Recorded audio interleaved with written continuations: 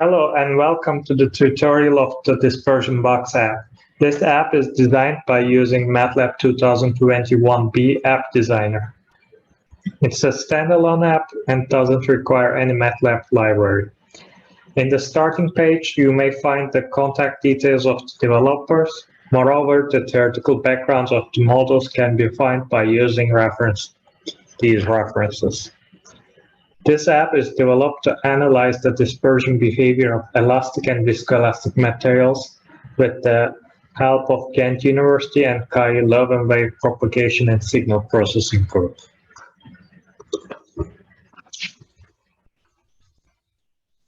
Firstly, the material stiffness properties, thicknesses, stacking orientations, and density of the materials needs to be defined.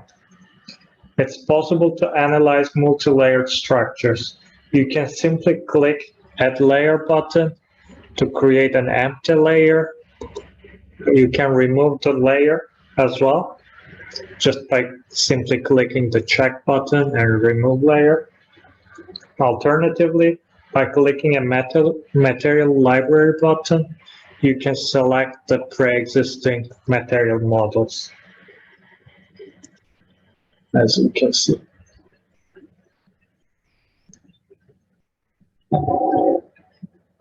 You can simply,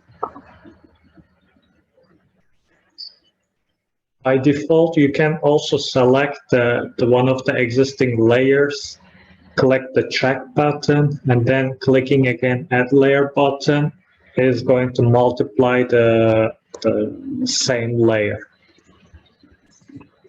It's possible to change the positions of the materials by simply changing layer numbers. Then you just need to click the sort button. As an example, we could just change the order of the layers.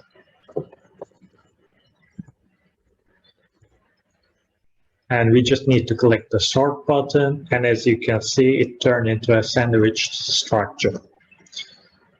Now we can just delete the existing layers.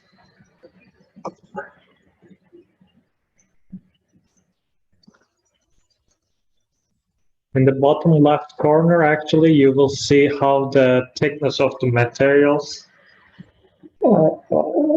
inside the layer are changing when you add or remove the layer.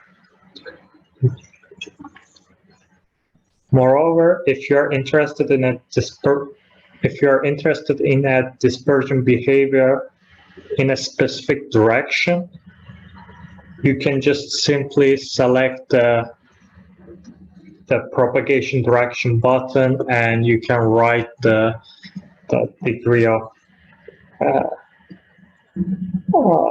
you can basically select the direction of the propagation. A simplified schematic shows the new coordinate frame of this system.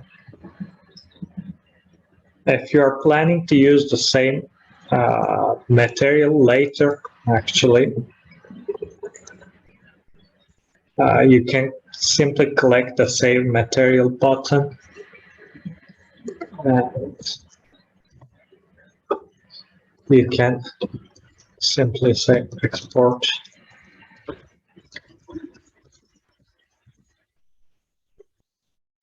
Material, and in here you can see the exported material. Now, if you want to use this material later, what you just need to do is click the Load Material button and select the material you want. And as you can see, you can use the same material again. You don't need to write everything again and again. Next, we need to select the model.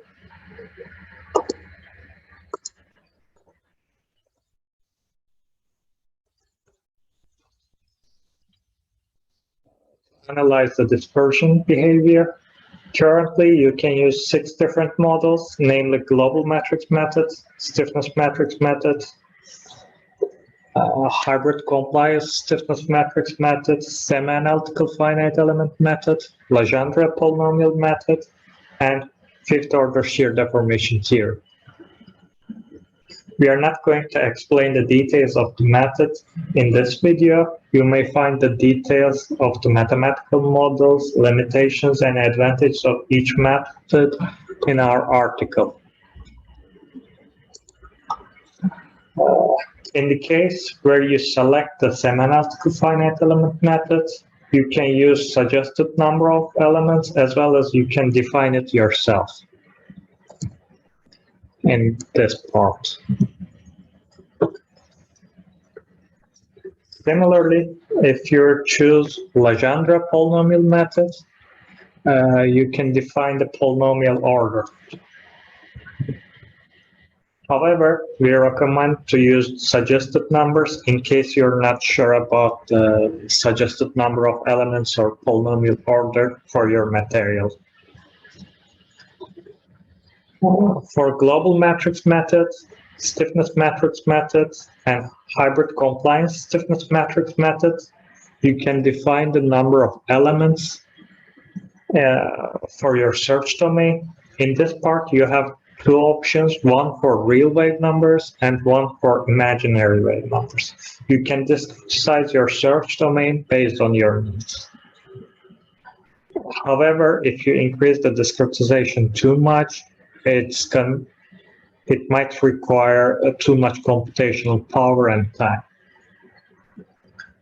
For the solution parameters, you have to define your frequency regime. In this case, Toolbox calculates 10 different frequencies between 10 kilohertz and 1000 kilohertz. It's also important to define upper limit for phase velocity and tolerance values because these parameters will be used to define the search domain and to eliminate unphysical results. The tolerance value also can be defined by the user, actually, but in the case when you are not sure the tolerance for your material, we suggest you to use the suggested number of suggested tolerance value. And if you click the simulate button, the dispersion and attenuation behaviors will be calculated by the Toolbox. And as you can see, the dispersion box button turns into a loading bar during the simulation, and you can see the solution step. It's also possible to stop the simulation during that time. After the simulation finishes, a message box popped up. Then you can click the results tab. In the results tab, first you will see the dispersion graph. It's possible to zoom in the results.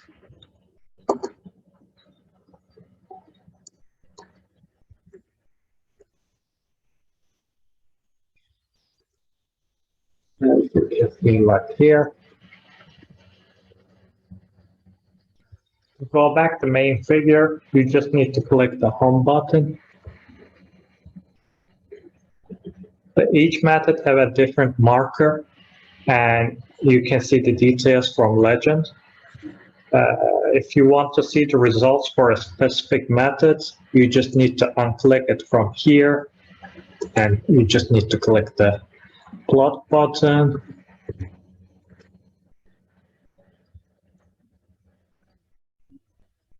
It's possible to plot any combination of methods by using this technique. In the second graph, you will see the phase velocity graph. In the third graph, you can see the wavelengths. In the fourth graph, you can see the attenuation values. And in the fifth graph, you can see the energy velocity values. It's important that you can calculate the energy velocities actually by using semi-article finite element method, Legendre polynomial method, and fifth order shear deformation theory, we still didn't add the calculation of group and energy velocities for global matrix method, stiffness matrix method, and hybrid compliance stiffness matrix method. If you want to calculate these values, you need to use one of these approximate methods. And in here, as you can see, I'm simulating the global matrix method.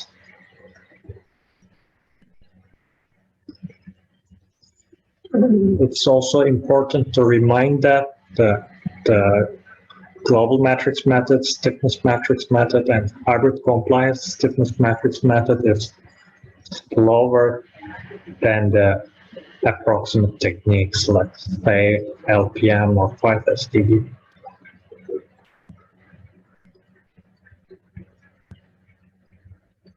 You can see the progress in here.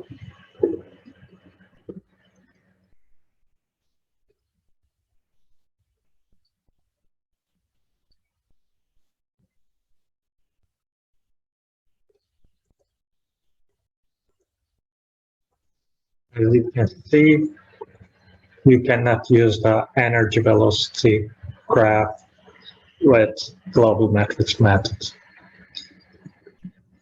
And also important thing, let's change our material from elastic case and use aluminum.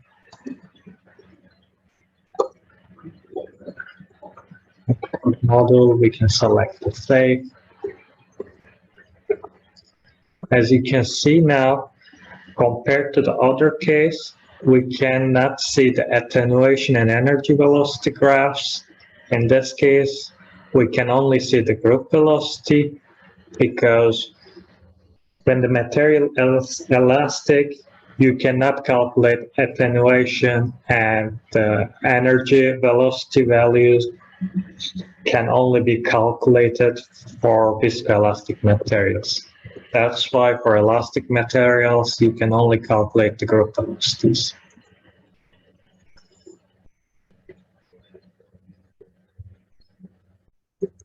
This is pretty much the end of our tutorial.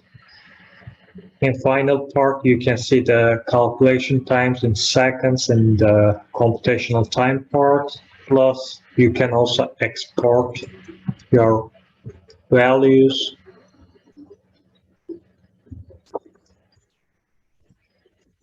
And here, let's click here on,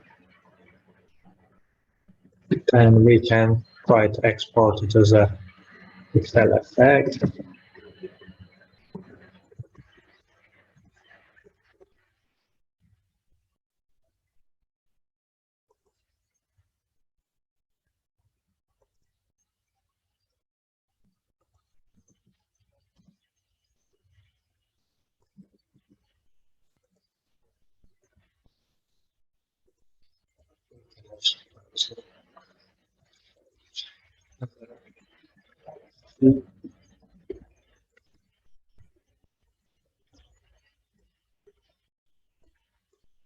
Now in here, you can see the exported materials actually.